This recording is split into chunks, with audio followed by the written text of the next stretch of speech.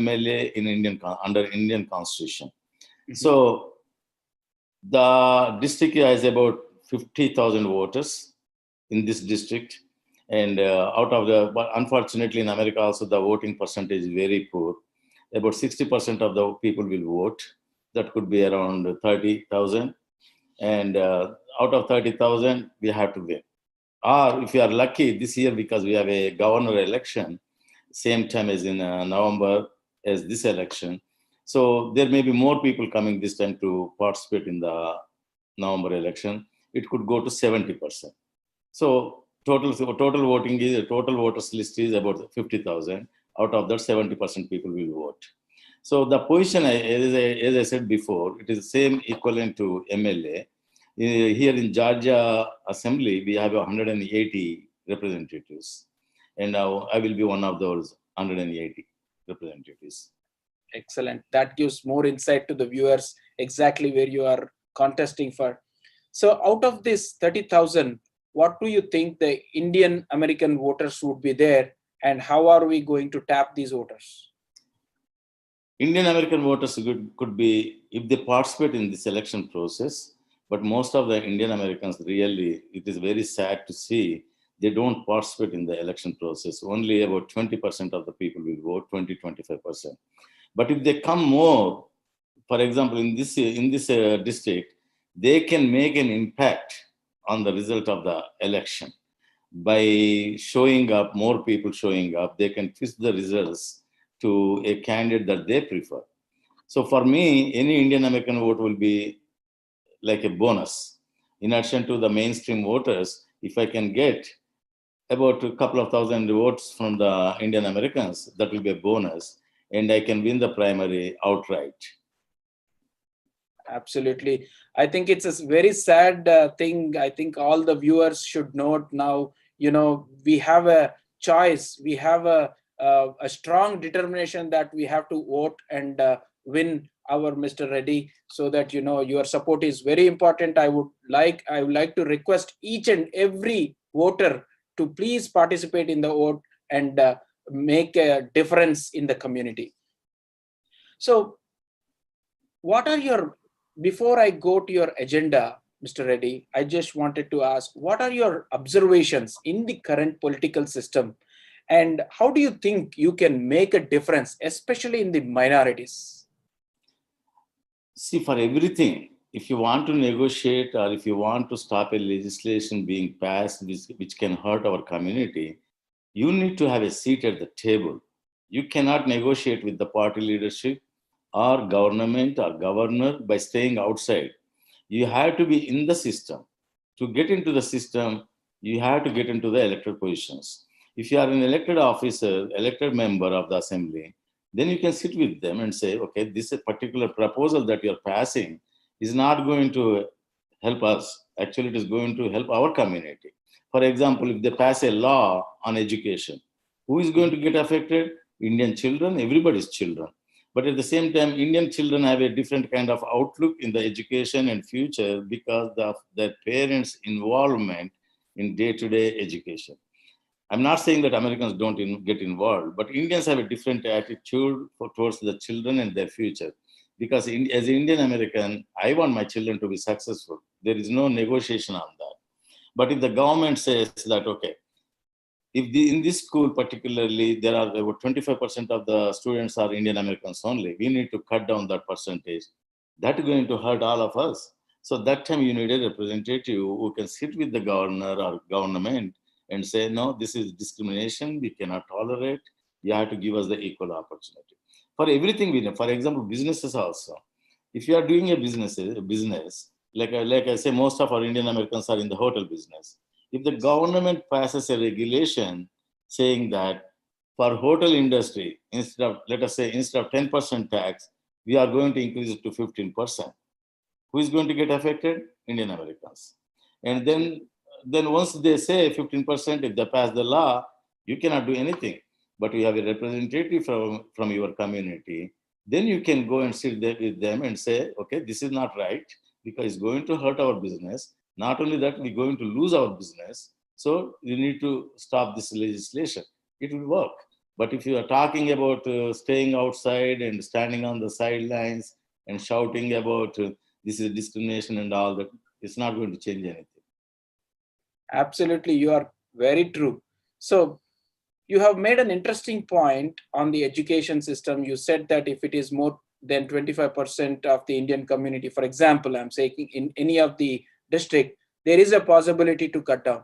So is it based on the different communities in the school system? Everyone has a equal, or because it all depends upon the residents who are living in that district or who are living in that school district, right? So it is insane to say that only 20% can be in the school, and that how this will work. I feel that it is injustice if at all there is an example you quoted.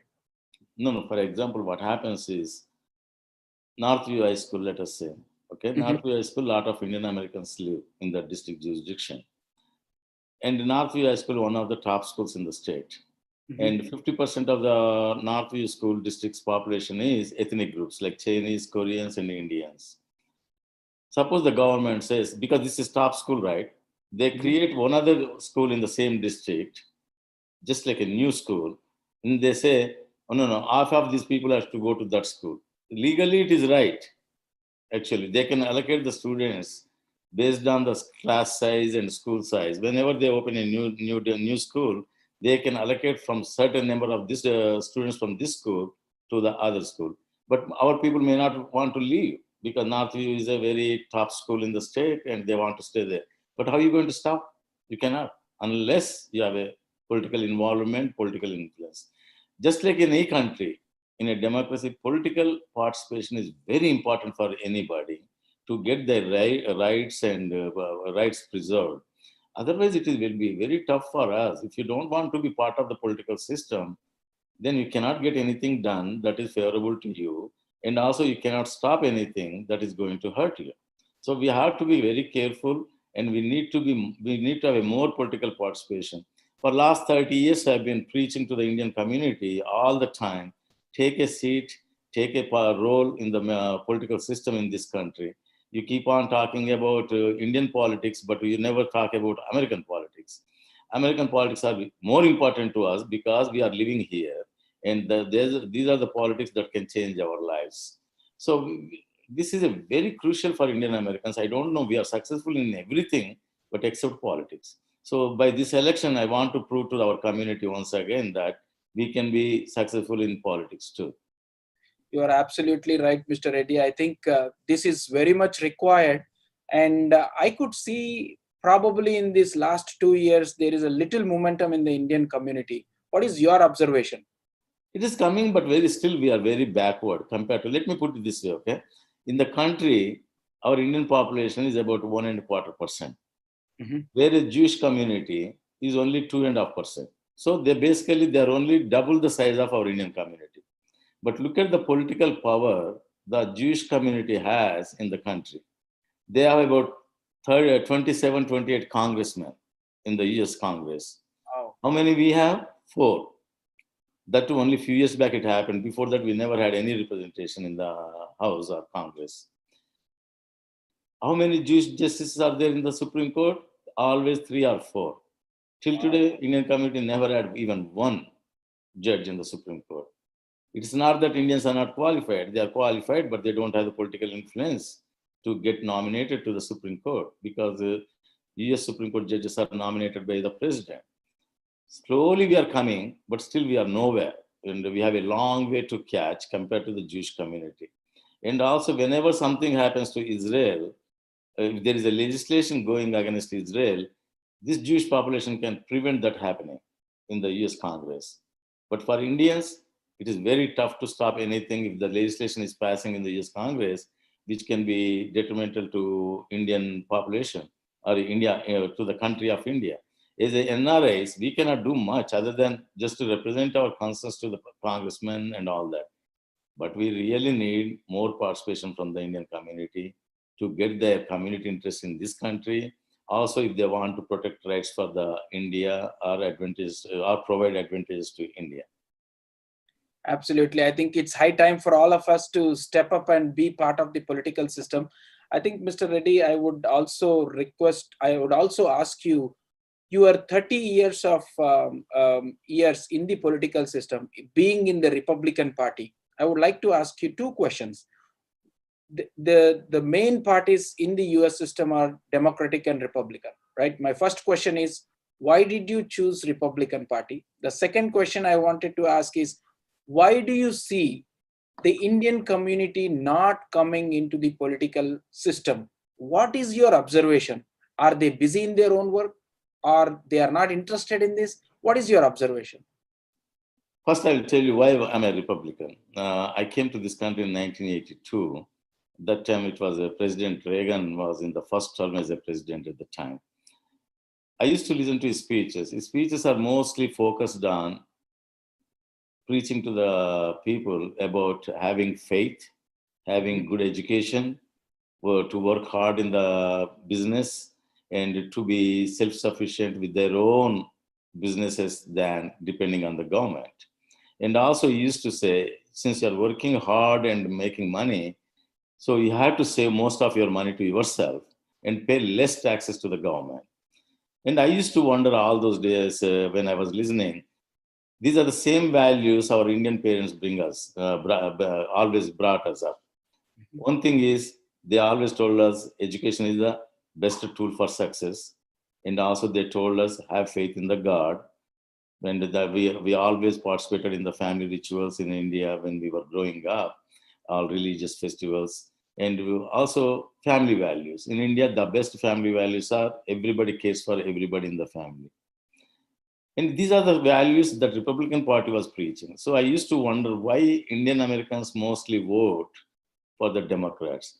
So that is the time I decided, once I'm done with my graduation and go into the strongly stable in the financial, in finance, with finances, I will go into the Republican Party actively involved. So when Senior Bush was running for the re-election, I got involved in his campaign. After that, I never quit. I've been supporting the senators, governors, congressmen, and like George Bush Jr. also. All the time I was involved, and I was also trying to bring more community members into the system. The other question is, what was the other question? Sorry. What is your observation? Why Indians are not participating in the political system or not voting? I don't want to say negatively, but when we were growing up, particularly my generation in India, politics in India was no parent would say. Let me put it this way: no parent would say, "I'm going to bring up my child to be an MLA, MP someday." Nobody would. They would say, "I would bring up my child to be a doctor, engineer, or I will send him to abroad." This kind of dreams they had, but nobody had a dream for their child to be a politician. Because somehow in those days, I don't know now because I kind of lost connection. Uh, those days, politics means not a good thing. So we came with the same baggage to this country, and we think American politics also same. So that's why even now it is very difficult for a parent to accept that his child is going to go into politics as a career. Those they try to discourage them. Very few families are realizing now. They are also but they are encouraging their children to take an active role in politics. But as I said before, there is a long way before we can reach the destination. You are absolutely right. I think the mindset has to change from the Indian community as well. Yeah. Of course, at least our younger generation should be changed from that perspective. And thanks for clarifying why did you join Republican. So my understanding was I could see more opportunities for the Indian Americans in participating in the more opportunities, like having a judge, being in the medical boards, and also in the transportation boards, police boards. So I could see more in the Republican era during the Trump era, right? Yeah. During the Trump period, I could see a lot of. So I was just thinking maybe because we have a lot of opportunities, all are diverting to the Republican Party. But thanks for clarifying that. So in your view, from the Indian community, what is the percentage of votes between Republican and Democrats?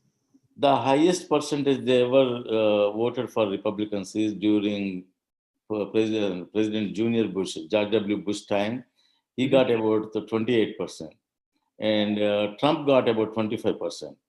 And rest of the time, all the time, Indians still about 70% plus, they vote for only Democrats. Even for, they voted for even Biden. So you can imagine. Now they're regretting. I don't want to talk about politics, but they are regretting for voting Biden because of the high prices. Look at the gas prices. They are almost like a 25% went up compared to, more than 25% went up compared to what it was to 1 year back. So they're realizing, but at the same time, still the other perception among the Indian Americans is Republican Party means only for white people. That is a perception. And also the other perception they have is Republicans means anti-immigrants. But actually they don't look at the history.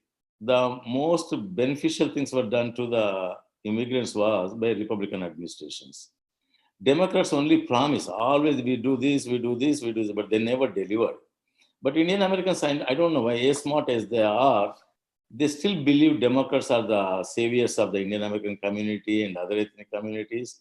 They really think even today, Republicans are not the good people for the Indian American communities and other ethnic communities, which is totally wrong perception. Because I've been in the Republican Party for 30 years. I never faced any discrimination. On the top of it, I got into some very good positions like a electoral college member. I was an electoral college member. Till today, I'm the only Indian American who was an electoral college member to elect the president. And also, we have the board positions now in Georgia because I asked Governor Sonny Perdue when he got elected. We have a very good percentage of Indian American doctors in this country, but we don't have a board membership for anybody.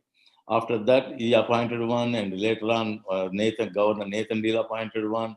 Now we have two people. Dr. Srini Gangasani and Dr. Bhatt, they both are serving on the board. So I could do that because I was at the table. I was already sitting with them. If I don't do that, we could have never had a membership in the board of the medical board. Also, I was appointed to the transportation board. That itself is a very powerful board in state of Georgia because we got to decide where the new roads going to come, where we're going to build, all these things. It's a powerful board. But I was the only, even today, after 18 years, I was the only guy differently looking from other board members.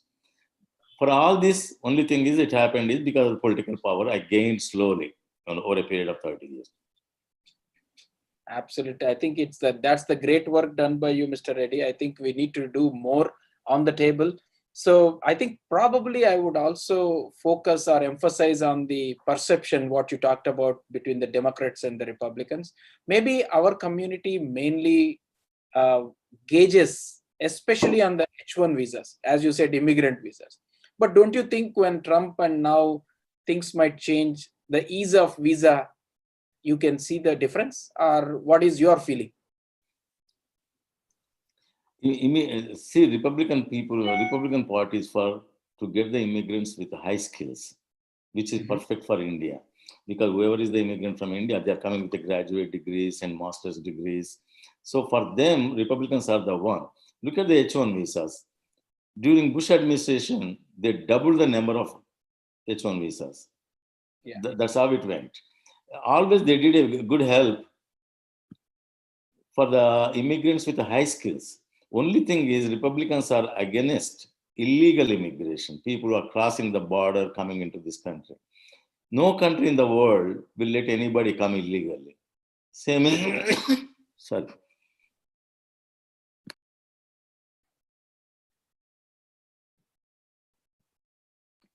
Same as any country, Republicans wants to protect the borders of this country. What is wrong with that? And the H1 visas and all that, now we are working to eliminate the percentages of the country of origin for H1 visa people to get the green cards. Republicans are working on that. Hopefully, if it passes, Indians have much more chance of getting the green cards faster. Right now, it is taking a lot of time because there are a lot of pending applications, and also the percentage is holding the government not to give certain green cards to certain people. So, but ultimately it will be resolved. I think it is only either if the Republican Party comes to power at the federal level, like new president, if he's a Republican, it is going to be resolved for sure. We hope for the best. I think that would be an absolute good news for the community. And coming to the core of this meeting, So you have a lot of experience from the community, being a community leader, serving in the national organizations. You have seen number of issues arising into the community. So based on all these things, what is your top 5 agenda items which you would quote for the community? For everybody, Indian American or American, first thing is for me is education. In this district, Johns Creek, we don't have a charter schools. Charter schools for like a gifted students. Gifted students in the sense in a classroom who has a high percentage of success and very ambitious, very motivated. We cannot put the same kids with those kids with the same group who are performing below par. So to get these people with high skills or much successful rate and more motivation, we need to take them into a separate group, put them there so that they can challenge each other and they can grow further and further in learning the subjects, in advanced subjects, I mean. For that, we need a charter schools. Right now in Janskik, we have no charter school, but one charter school in Alpharetta, that's where our kids are going. But we need more. If I get elected, I will get the state funding for more charter schools. That will help everyone who has a very high success rate in the classroom and whose parents also will be motivated to send their kids to charter schools.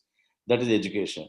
Public safety, as you know, for the last few years, we have a lot of violence in Yes. you'll notice it, lot of violence to the, even they're destroying the public property and private property. Even we have break-ins in the houses and they're stealing, there are robberies and all these things. The public safety is very important for all of us because we may lose one day some family member for random criminal.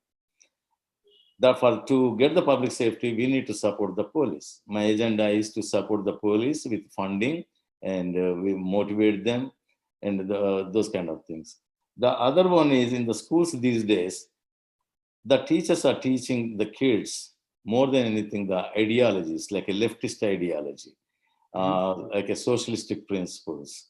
For America, America foundation is based on the capitalistic society, and they cannot go with socialistic because when I left the country, India, 40 years ago, India was following the socialistic economy. I know the what kind of effects, bad effects it has on our economy and our lifestyles and all that. At least today, India is growing much faster because they adapted the market economy. But in those days, it was not. But in America, which taught the whole world about the market economy and the capitalistic society, they are trying, the Democrats are trying to take it to back way, saying that we need to have everybody equal distribution of wealth. Equal distribution of wealth occurs only when everybody works equally. If you don't work equally, if you don't have the equal strength and equal merits and equal motivation, you don't get special rights from the government for nothing. So, but the Democrats are proposing those kind of things. Everything is let us give this money free, that money free. Once you start giving free, people stop working. They lost the motivation to work. So the political system is, but that is the main reason I'm worried about the political system in this country going backwards to the leftist ideology. But those are the ideologies they are teaching in the schools now. I'm against that kind of thing. And one more thing is, uh,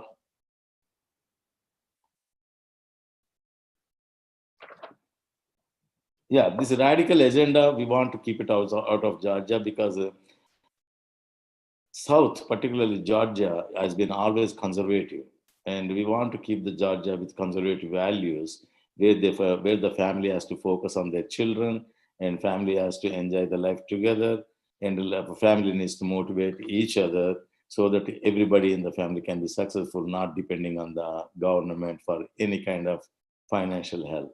So those are my main agenda items. Absolutely. I think on the education and safety, those are the high priority items where the community requires. And I was shocked to hear that here also we have a freebies in the community, in the government, that I Yep. didn't know. That's a good catch I could learn from this conversation. So tell us more about the strategy. How do you win the votes, non-Indian American community? What is your strategy? Why should they vote you? Why should they vote me? Well, because I'm one of their own. That's one thing, Indian community particularly. Mhm. And also they should know that irrespective of their party loyalties, in the past also, whenever they wanted help, I was always there for them. I never asked them, oh, since you are a Democrat, I cannot help. I never said that. Only whoever came to me asking for help with my connections with the governor or congressmen or senators, I just helped them out. So now I'm asking them as to help us. Rather, if you elect me, I can help you directly. So I don't have to go through another channel. So that way, whenever you need help, it comes faster than through the third party. So that is one thing. And also my strategy is to get the Indian American vote for two reasons. One is to have me elected. Second one is to participate in this political process to elect a Republican to the state assembly who can represent them for their educational values, family values, and everything so that I can protect them. If I don't, if I'm not, the other strategies are going to elect me or defeat me. So in the mainstream already I'm very much involved. My party leadership, including all the elected officials right now in John Street, and also the former mayor, people like that, they're all supporting me in this primary. Even though it is a primary among all the three Republicans, they are supporting me. Once I get elected in the primary, I already met with the speaker, and the speaker office said they're going to campaign for me and they're going to help me in every way they can. So I have a very good faith that I'm going to get elected in the primaries. Awesome. We also wish that you should win, Mr. Reddy. So tell us on the campaign, especially on the campaign for the primary and the mainstream. What is the campaigning strategy? Because the viewers will be more interested because you are doing from the community. What is the campaign for Indian community and non-Indian community? How would you approach? What would be the simple steps you will be doing in both the streams? One is I'm knocking on the doors. When I like to participate and go to as many homes as possible physically. And Mhm. also other one is my volunteer groups. They will visit every house in the district, giving my agenda items and giving my campaign literature to them.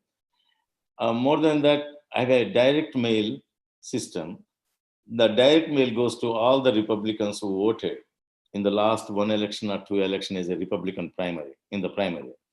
So that is one thing I'm doing, direct mailing for the mainstream. And also for Indian American community, my plan is to devise a particular direct mail that will be designed only for Indian Americans. So that we know, because as an Indian American, I know what are their concerns, what are their issues. So on that, I will give my solutions and my proposals in the direct mail.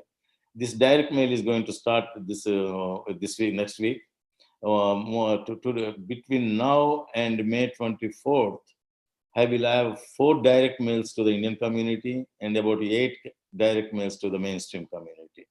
This is called target marketing, and target marketing is much result oriented compared to the just sending everybody a generic email, generic mails.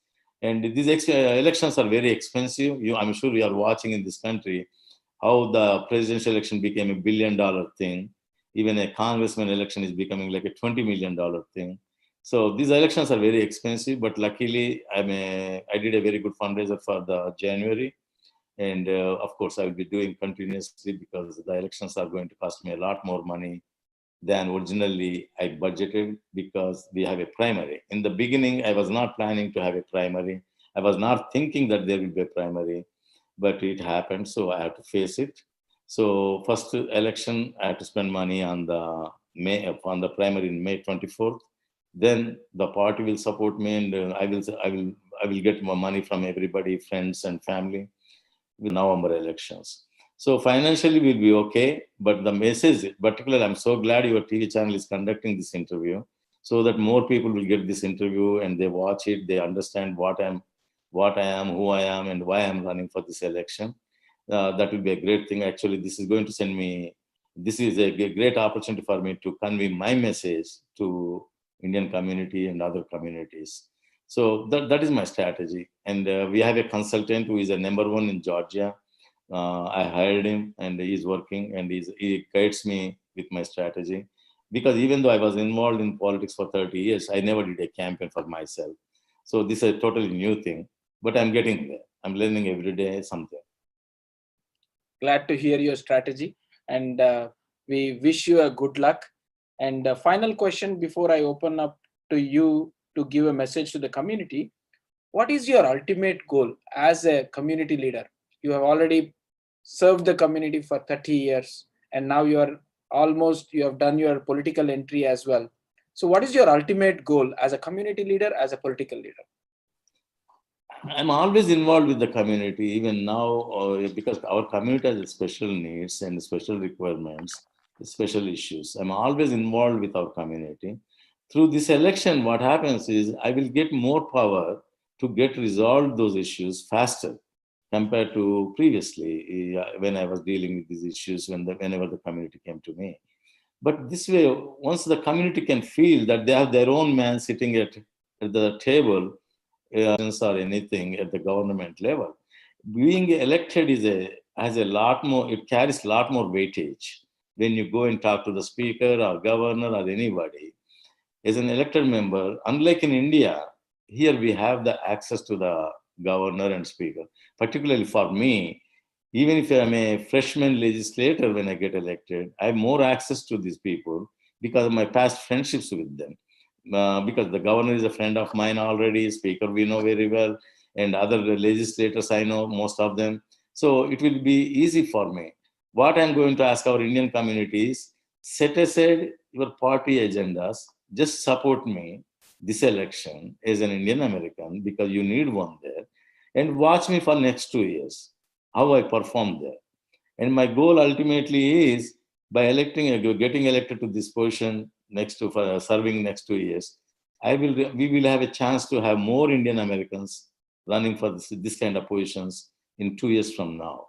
That is going to give us more number in the legislature. That means more power. More power in the sense, at least you can protect your communities. Also, it can help your children's education, your businesses. I'm very confident, as you said, we are very confident in the community that if you are there, we will have a lot of support. You have always been with us, and I have been watching you since 4 to 5 years in my career in Atlanta, and you are such a wonderful person, and we wish you good luck.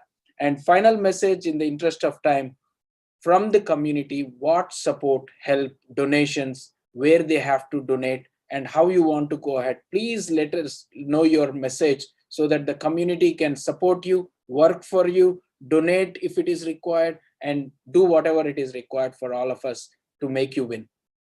First and foremost, I request our community to forward this message to everybody who lives in Johns Creek. Maybe even if don't live in Johns Creek, you may have some friends.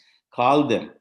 Particularly, you have to insist on for them to go on the primary day, election day, to vote. This time, it's not 25%. They should show at least 80% of Indian Americans should vote in this election.